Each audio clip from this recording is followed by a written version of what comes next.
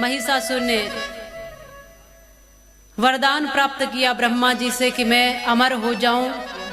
ब्रह्मा जी ने कहा अमर तो नहीं हो सकते, और कुछ मांग लो, तो कि मैं स्त्री के हाथ से मर सकूं ऐसा वरदान दे दो। बाकी मैं पुरुष तत्व में कोई भी देव दानव दैत्य किसी के हाथ से, मानव इत्यादि किसी के भी हाथ से पुरुष रूप में न मर सकूं। क्योंकि थोड़ा अहंकार भी था कि स्त्री में तो कोई शक्ति है ही नहीं।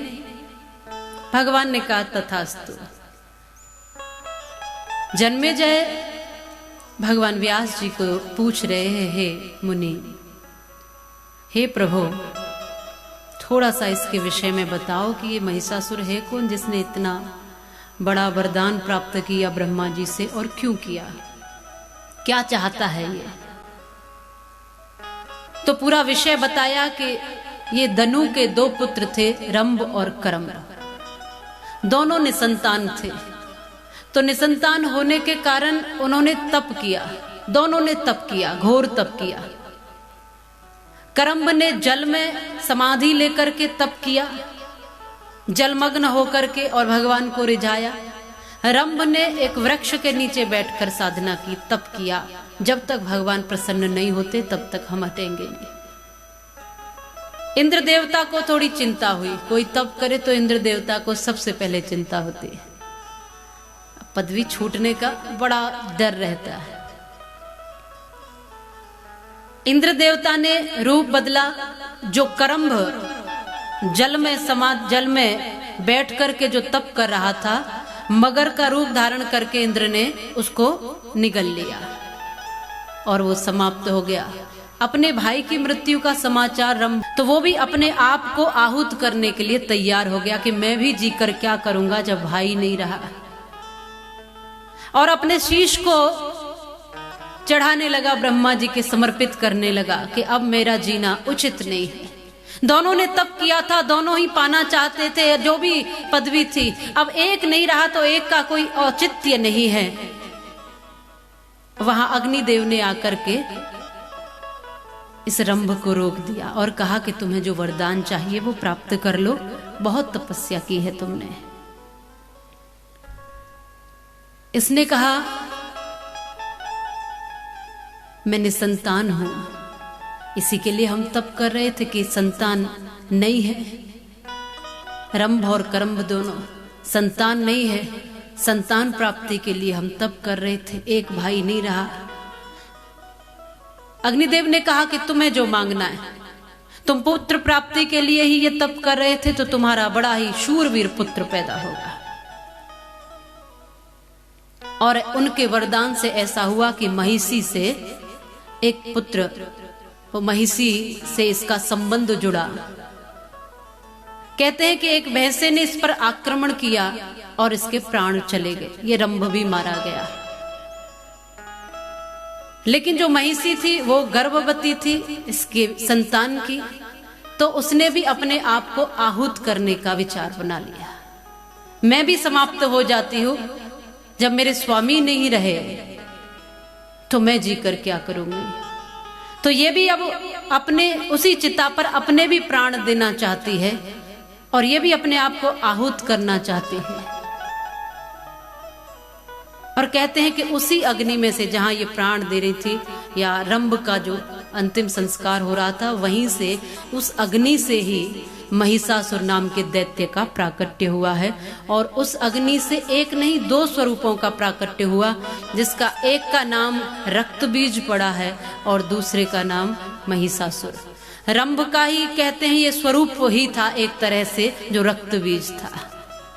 महिषासुर और रक्तबीज ये दोनों थे। अब रंभ और करम्ब की तो लीला यहाँ तक समाप्त हो जाती है। यहाँ से महिषासुर की जो क्रिया है वो शुरू होती है। इस महिषासुर को ही ब्रह्मा जी ने वरदान दिया और पुष्ट किया। उसी वरदान को प्राप्त करके इसने देवलोक पर आक्रमण कर दिया। पहले सूचना दी कि यदि देवता हमारी अधीनता स्वीकार करें तो हम कुछ नहीं कहेंगे। देवताओं ने क्रोध में आकर कहा कि हम झुकेंगे नहीं। तो युद्ध प्रारंभ हुआ, और देवता और दैत्य जब दोनों में युद्ध प्रारंभ हुआ, यहाँ भगवान विष्णु और शिव वो भी इस युद्ध में सम्मिलित हुए हैं, पर वो भी भगवान विष्णु और शिव भी परास्त न कर पाए, क्योंकि वरदान जो लगा है ये किसी पुरुष के हाथ से मारा नहीं जा सकता। इस महिषासुर को वरदान मिला है। तब सबने भगवती की आराधना की। जब इसने आधिपत्य कर लिया, विजय प्राप्त कर ली, ये जीत गया, इसने देवलोक इंद्रलोक को जीत लिया, गुफाओं में कंदराओं में देवता आदि सब जाकर के छुपने लगे, पीड़ित हुए, दुखी हुए। तब सब ने मिलकर के, फिर सब देवताओं ने मिलकर के माँ भवानी का आह्वान किया और ये कहा कि अपनी अपनी शक्ति से, फिर भगवान ब्रह्मदेव की शक्ति, भगवान विष्णु की और रुद्र की शक्ति, ये मिलकर के इंद्र, वायु, अग्नि इत्यादि सभी देवों की शक्ति मिलकर के फिर एक शक्ति बनी है माँ भगवती की शक्ति। क्योंकि दुष्ट के दमन के लिए इन सब की शक्ति संगठित होनी चाहिए। ये कथा भी हमें यही सिखाती है। यदि कभी दुष्ट का दमन करना है, दुष्टों को समाप्त करना है, बुराई को समाप्त करना है, अधर्म को समाप्त करना है, यदि हमें अन्याय को समाप्त करना है, तो सबको मिलकर एक शक्ति बनानी होगी अपनी। बटे रहने से कुछ नहीं होगा।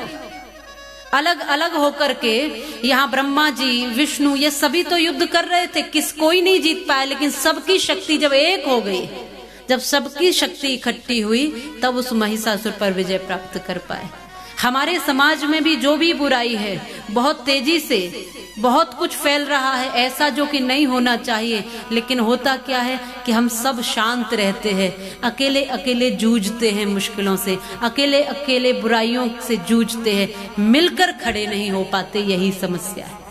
यदि किसी बेटी के साथ बुरा होता है तो हम सोचते हैं कि वो दूसरे की बेटी के साथ बुरा हुआ, हमें क्या करना है, हमें क्या लेना देना है। हम प्रतीक्षा करते हैं तब तक जब तक कि हमारे घर में कोई अनुचित ना हो जाए। हम सोचते हैं कि पड़ोसी के घर में ही तो पीड़ा है, हमारे में थोड़ी। हम सोचते हैं पड़ोसी के घर में ही तो आग लगी है, हमारे घर थोड़ी लगी है। जब तक हम सोच लेते हैं कि दूसरे के यहाँ पर कोई बुराई है, हमें कोई मतलब नहीं है, तब तक हम बुराइयों को बढ़ावा दे रहे होते हैं। मैं कई बार कहती हूँ कि बुराई इसलिए नहीं बढ़ रही है कि बुरे लोग बढ़ रहे हैं, बुराई इसलिए बढ़ रही है कि अच्छे लोग मौन हैं, अच्छे लोग बैठे हैं, अच्छे लोग शांत हैं, अच्छे लोग कुछ करने की हिम्मत नहीं करते। वो सोचते हैं हमारा दामन बचा रहे, हम शांत रहे, हम चुप रहे। पर ये बात ठीक नहीं है। आज एक महाशक्ति बनी और वो ऐसी शक्ति थी कि जिसने अट्टहास किया तो सारा ब्रह्मांड कांप गया था,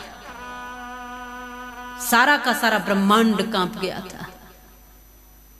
मैं भी ये कहती हूं कि यहां हमारे समाज में शक्ति की कोई कमी नहीं है। हमारी मातृशक्ति हो या हमारे भाई बंधु हो, आज का युवा समाज हो, यहाँ शक्ति की कोई कमी नहीं है। यहाँ संगठन की कमी है, यहाँ मिलकर चलने की कमी है, यहाँ एकजुट हम नहीं हो पाते। सनातन में बड़ी शक्ति है, हिंदुत्व में बड़ी ताकत है, लेकिन हम कभी एक ही नहीं होते। हमने इतिहासों से ये जब सब चीजें देखी कि बार बार जब भी अखंड भारत को खंड खंड किया गया, तब ऐसा समय रहा कि सब राजा अपने अपने अलग अलग बैठे थे। एक पर आक्रमण हो रहा था, दूसरा देख रहा था, एक को जीता, दूसरे को जीता, तीसरे को जीता और पूरे भारत पर अत्याचार कर दिया और सबको लूट लिया। एक मंदिर टूटा तो दूसरे चुप बैठे थे, फिर दूसरा टूट गया तो तीसरे चुप बैठे थे, और फिर एक एक करके कितने मंदिर तोड़ दिए, कितना खजाना लूट लिया, कितने लोगों को कष्ट पहुंचाया, कितने लोगों का धर्म बदल दिया, कितने अत्याचार किए, कितने नवजात शिशुओं को मारा, कितनी बेटियों पर अत्याचार किया। और ऐसी विपरीत भयंकर परिस्थितियां हमने अपने अतीत में देखी, झेली, और हमारे पूर्वजों ने वो सब गाथाएं हमें सुनाई। तो पीड़ा होती है, कष्ट होता है कि कम से कम उससे सीखकर आज तो हम एक हो जाए, आज तो संगठित हो जाए, आज तो मिलजुल करके चले। मातृ शक्ति अपने आप में ही शक्ति होती है।